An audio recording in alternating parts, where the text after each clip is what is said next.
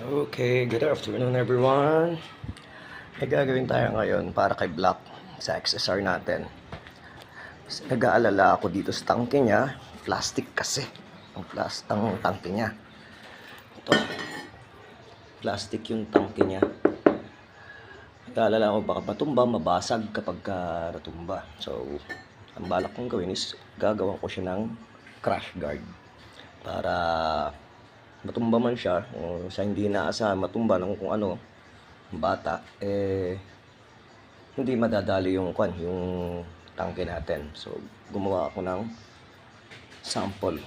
Dito ko siya ilalagay. Ayan.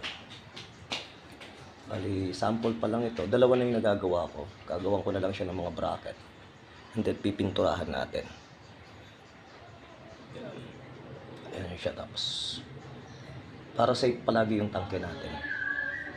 The next natin gagawin after this, pag natapos to, yung namang engine guard naman ang isusunod natin gagawin.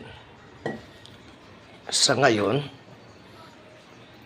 palaisipan pa sa akin para kung paano ilalagay yung mga bracket para may kabit natin to crash guard na binuo ko.